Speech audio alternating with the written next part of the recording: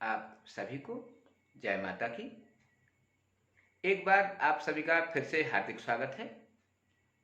आज आपसे चर्चा करेंगे भगवान विष्णु के 8वें अवतार यानी भगवान श्री कृष्ण के प्रादुर्भाव के संदर्भ में, यानी कि कृष्ण जन्माष्टमी।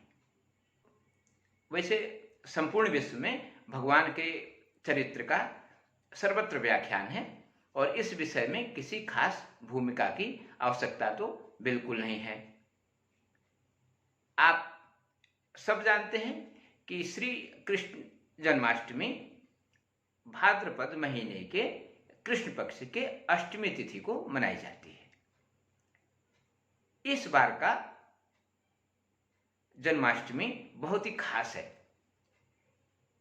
और इस विषय में और आपको अति विस्तार रूप से जानकारी दूंगा कि इस बार का जन्माष्टमी क्यों खास है। सबसे पहले आप सबको पता होगा कि भगवान कृष्ण का प्रादुर्भाव अनेकानेक कारणों से हुआ था, जिसमें मुख्य रूप से पूतना, कंस आदि राक्षसों का संहार, महाभारत में अग्रगण्य की भूमिका निभाना, इसके साथ ही अर्जुन को गीता उपदेश के माध्यम से संपूर्ण ब्रह्मांड और सृष्टि को एक उचित ज्ञान और कर्म के प्रति जागरूकता को विस्तारित करना था। त्रेता युग में रामावतार में शेष बस गए कार्यों एवं श्री राम जी द्वारा अपने अनुयायियों या अपने भक्तों को दिए गए वचन को निभाने के कारण भी कृष्णावतार हुआ था।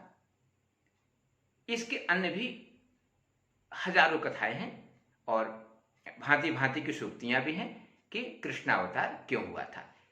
इसमें इस विषय को अत्यधिक लंबा खींचने से अच्छा है कि अपन इस पे ध्यान दें कि इस बार का कृष्ण जन्माष्टमी किस प्रकार मनाई जाए, किस मुहूर्त में मनाई जाए और यह कृष्ण जन्माष्टमी खास क्यों है।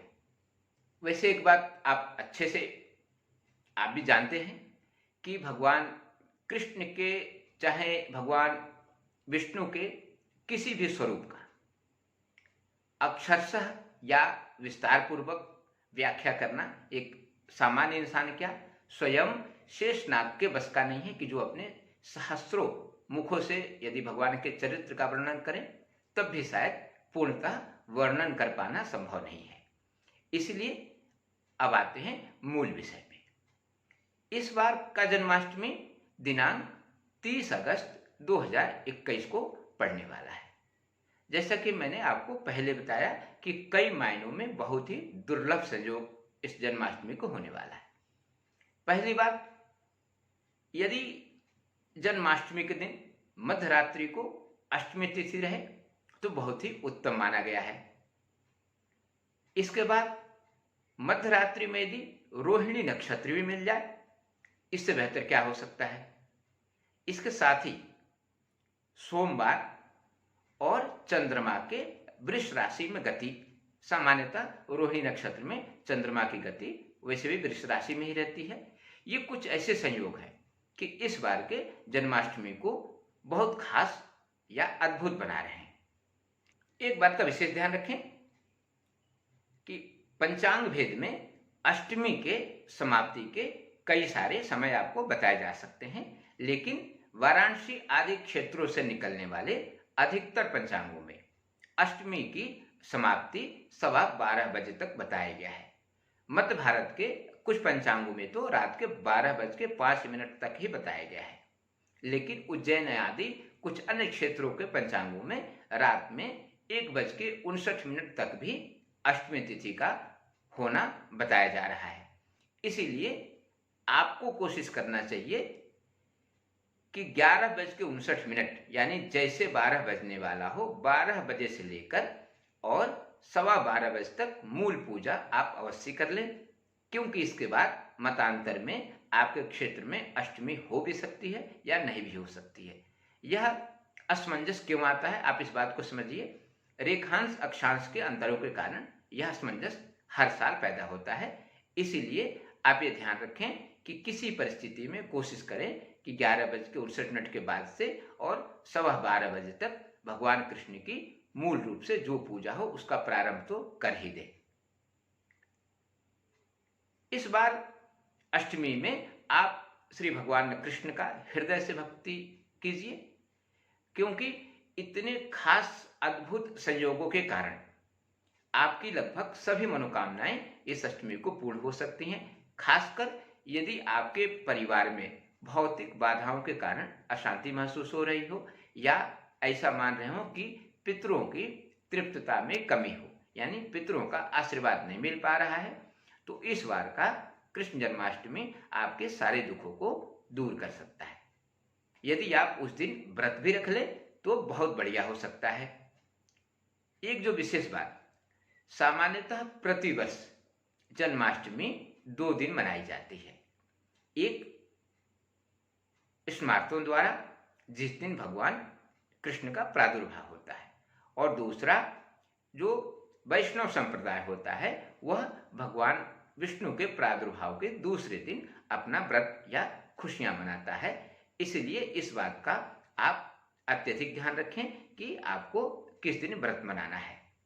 इसके साथ ही एक बात और ध्यान रखिए कि उस दिन भगवान विष्णु के बाल रूप यानी लड्डू गोपाल के पूजा का विशेष महत्व है। खासकर यदि वो माताएं कि जो निसंतान है या जिनको संतान के सुख की प्राप्ति में अत्यधिक बाधा हो रही है, वो उस दिन लड्डू गोपाल जी का विधिवत और हृदय से पूजा करें। शायद आपकी यह मनोकामना अति शीघ्र पूर्ण होगी। इसके साथ ही एक और बात ध्यान रखें कि लड्डू गोपाल जी को उस दिन छोटे बच्चे की भांति उनकी सेवा करें, और हो सके तो उनके पास में रात को जागरण भी करें। इतना ही नहीं, यदि आप उनका हृदय से सेवा करते हुए संतान गोपाल मंत्र का यदि यथासंभव आप रात भर जप करते रहें तो शायद किसी बहुत बड़े अनुष्ठान से ज्यादा पुण्य आपको मिल सकता है और आपकी संतान सुख की कामना अतिशीघ्र पूर्ण हो सकती है। अब आते हैं इस व्रत का पारण कब करना चाहिए आपको। सामान्यतः ऐसा माना जाता है कि रोहिणी नक्षत्र के समाप्ति के बाद ही इस व्रत का पारण करना चाहिए। इसमें फिर से एक बार पंचांग भेद की बात आती है। पंचांग भेद को यदि ध्यान में रखा जाए तो कई जगह 9 बजे तक भी रोहिणी नक्षत्र बताया गया है, लेकिन कोशिश करें आप 9 बजे के पहले आप पारण बिल्कुल नहीं करें। 9 बजे के बाद जब रोहिणी नक्षत्र की समाप्ति हो उसके बाद ही आप पारण करें तो आपको संपूर्ण फल प्राप्त होगा। और रोहिणी नक्षत्र के बाद के पारण का विधान भी है। हो सकता है यह सर्वविदित न हो, किंतु शास्त्रोक्त बात तो यही है कि रोहिणी नक्षत्र के समाप्ति के बाद ही आप व्रत का पारण करें। रात्रि में जागरण आप उस दिन अवश्य कर लें, और दूसरे दिन पारण के बाद भी आपको लड्डू गोपाल का कम से कम, चूंकि भगवान विष्णु का प्रादुर्भाव माना जाता है और प्रादुर्भाव से कुछ दिन तक उनके बाल रूप में आपको सतत सेवा करनी चाहिए, तो शायद आपको और भी अत्यधिक पुण्य मिलेगा। अन्य भी कई विधान हो सकते हैं, लेकिन आपको एक सामान्य विधान बता दिया। इसके अनुसार और इन समयों का ध्यान रखते हुए आप दिनांक 30 अगस्त 2021 को श्री कृष्ण जन्माष्टमी का व्रत रखें या उस दिन इस महोत्सव को मनाएं। आपकी सारी मनोकामनाएं अवश्य पूर्ण होंगी। तब तक के लिए धन्यवाद।